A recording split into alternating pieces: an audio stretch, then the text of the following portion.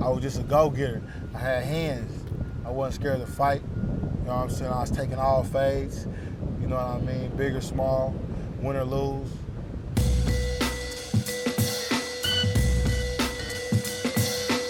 Now, talk about a little bit about the Midwest, what you remember, what city, what towns, and what was it like there? Naptown, you know what I'm saying? Indianapolis, Indiana. It's different out there. It's mostly like, I mean, they do got GDs and vice lords, but it's like Sacramento bloods compared to LA bloods. So you got the GDs and vice lords from Indianapolis emulating the GDs and vice lords from Chicago. But they not on that level, you know. They on a, oh, we can chunk them and we can fight. In Chicago, they murder it. So it's a different, you know what I mean? It's a different scenario, you know what I'm saying, so to speak. But I grew up as a D-boy, like everybody I was around was getting money, getting birds, you know what I'm saying? Having houses next to the mayor and the governor, you know what I mean, getting real dope. So, you know what I mean, that's kind of like what the environment was down here, which is different because out here, you get your stripes from the work you put in. Out there, it's how much money you got. So it's a different dynamic. Let's talk about the first time you went to adult prison. What was the offense and what was that like for you? It was criminal recklessness with a deadly weapon. That's when, you know what I'm saying, you busting at somebody but you miss. You know what I'm saying? They gave me like 7 victims because it was like 7 people out there. You dig? So I went to the prison for like 3 years. You know what I'm saying? Copped out to one of them and they dropped all the rest of them. Well, it was like a vacation. You know what I'm saying? You go up in there. I want the bottom bunk. You slide somebody. You get the bottom bunk. You know what I'm saying? And, you know, if he's a mark, you take his food. You know, kick him up out the cell. You know what I mean? And you live. You know what I mean? Your homies is up in there. I mean, you know, it was a vacation when you was a kid. That wasn't nothing. You know what I'm saying? That was how we thought about it. That's how, you know what I mean? That's how we felt about the situation. So it really wasn't nothing, man. It was like a vacation. You go in, come out, you do the same thing. That was your first time to adult prison, though, yeah, right? But I already been to YA though. You know, so I already was used to prison. You know, I already was used to a cell. So what's the big deal about the bottom bunk versus the top bunk? Why you gotta slide that dude and take the bottom bunk? What's just wrong with saying, okay, I'll take the top bunk? Explain all of that, those dynamics to me. I mean, shit, I mean, basically like it's rank. I mean, if I come in the cell, you know, you a young homie or, you know what I'm saying, you really, I mean, if you a homie, I'm not just about to tell you just to get up off the bunk, but if you a mark, you about to get marked out. You dig, you know what I'm saying? So when you live with somebody, you kind of know the dynamic of how that person is versus being on the yard with them or something. When you live with somebody, it's different. So he can be cool on the yard, but we in a cell together, you acting like a mystery. You know what I'm saying? So, but off top, if I come in there and I'm a G, you know, you're supposed to give me the bottom buck anyway. Automatically. Automatic, that's just respect. If I come in, if the big homie come in the cell and I'm in the cell, I'm gonna be like, hey G homie, you want the bottom bunk? You can get that. You know what I'm saying? Knowing him, he probably be like, nah, little homie, but I'm still gonna get up there anyway. So if your big homie walking to the cell, hypothetically, you automatically gonna ask him if he can get that bottom cell just out of respect. Out of respect. That's just the protocol. Yeah, you know. Yeah. Protocol. Why do you think you did repeat trips to prison? The mentality. Because when you get locked up, you think you did something, you think you slipped. So when you get locked up, you be like, man, you know, I'm about to get out here, I ain't gonna do that no more. I know how to get past, I know how to do it this time. So it's like a chess game with yourself. And there you trying to figure out why you went to jail. What was the reasons, what was the things that happened to you, you know what I'm saying, that led you in this position. And then you just try to, you know what I'm saying, revamp it and come out with a new plan. That's what you do. You know, that's what we do, man, as growing up here, man, in the hood, man, you know what I'm saying, in the turf, in the streets, man. You know what I'm saying? You try to find a new way, man, to beat the system. It's all we know. And how effective is that? Trying to figure out a new way. How often does it work? That shit don't work. That shit don't work, B. You know what I'm saying? That shit don't work. That's why nigga been to penitentiary 7 times. We ain't going back this time, B. You know what I'm saying? Yeah. So let's talk about Pelican Bay. That's like the most infamous prison in the state of California. What did you think when you found out you were on your way there, and what was it like when you actually got there? Shit, when I was on my way, I'm like, damn, I'm about to lose my bitch. Cause that motherfucker all the way up in Timbuktu, that motherfucker all the way next to Oregon. Like that motherfucker takes like 20, I don't even know how long it takes. How long it take to get up to Pelican Bay? About 15 hours?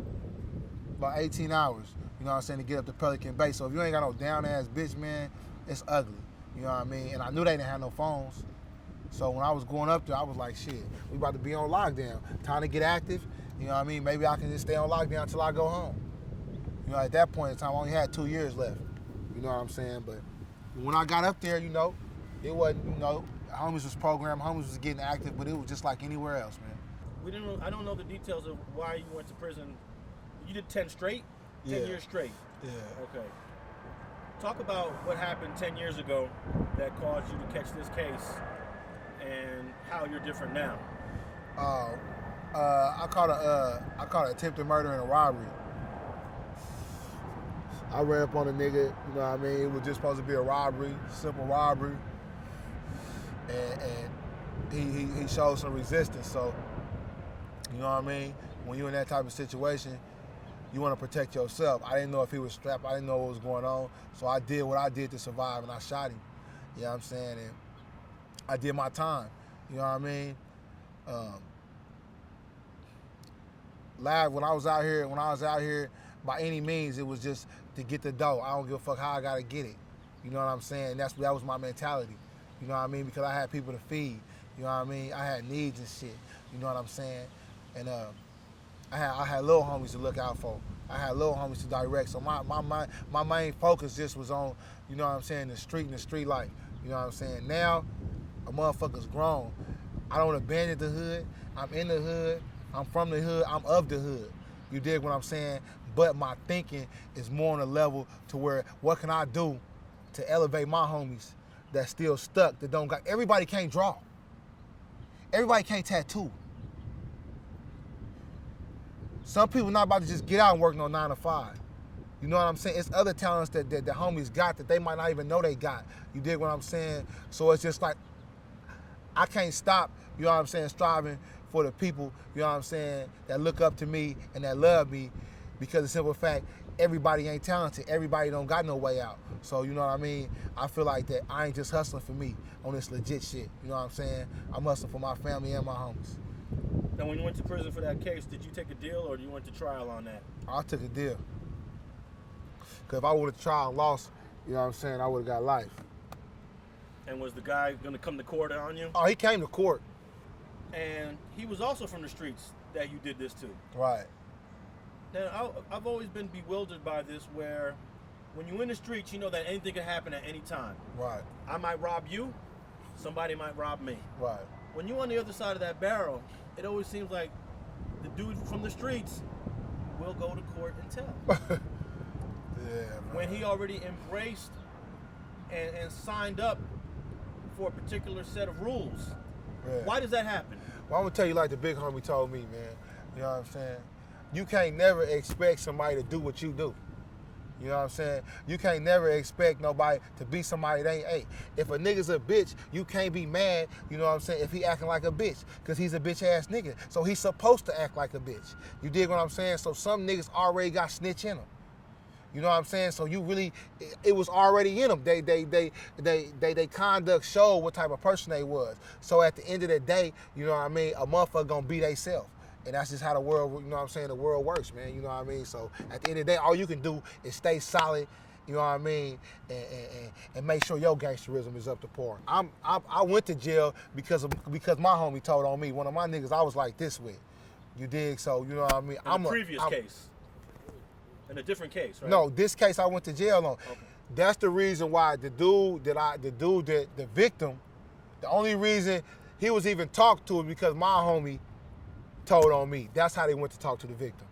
The victim didn't even know who I was until the homie told on me. Oh, okay. So Yeah. let's just explain how you ended up getting arrested in this case, because it almost didn't happen. Right. You almost got away with it. Yeah. Well, what happened was the homie did a robbery that same night and was arrested. The same night that I shot the guy. But I shot the guy earlier in the evening. So when the homie got locked up, he was like, hey, I got some information on the shooting if y'all let me out on this robbery. The police already went and talked to the victim. The victim said, man, I don't know who shot me. So then, after they got that information from my so-called homeboy, then they took my picture to the victim. Like, hey, do you see him? And so he like, oh, I think it might be him. So that's how I end up getting arrested. And while my homie was in jail, I'm sending him money, about to get him a lawyer. I'm not even knowing he telling on me this whole time. So how did you think you even got caught in the first place? Like, are you saying like, damn, how? I didn't know I was On camera? Like, I was baffled. I'm thinking something. I'm like, they don't got nothing. I'm like, wasn't nobody there but me and the homies. You dig what I'm saying? And then when I did get the paperwork and they said he was telling, I didn't believe it. Not him. Nah, he ain't telling. That's South. Police lying. Because you taught to believe your homies. I'm not about to bleed no police over my homie, man. I can't do it, you know what I'm saying? But when it's in black and white and when they telling you stuff that only you and him know, then you know it's real. So the dude from Main Street initially kept a G when he told the police. Well, he didn't know anyways. Exactly. He was telling the truth. He was telling the truth, yeah. Right. But then when they went back to him, he didn't keep a G. He picked me out of the lineup 60%. So then I went to the lineup in the county jail. He didn't pick me out. I'm like, oh, I'm good. So we go to preliminary hearing, and my lawyer say, hey, let's waive the preliminary hearing because a lot of times you would be the only one in the courtroom and the witness would pick you out. I said, he didn't pick me out, though. He said, yeah, but he might pick you out still. Let's waive it. I said, that's out. I'm ready to get out now. He ain't going to pick me out. And then he came to court and picked me out. It was like, yeah, that's him. I said, oh, wow. You feel me? The lawyer looked at me like, nigga. Told your ass. Thanks for watching StreetGangs.com. Please like and share the video you just watched and leave a comment below to tell us what you think. You can also watch 2 of our previous episodes to the right. Please visit the link to our Patreon page and support our campaign. And don't forget to subscribe.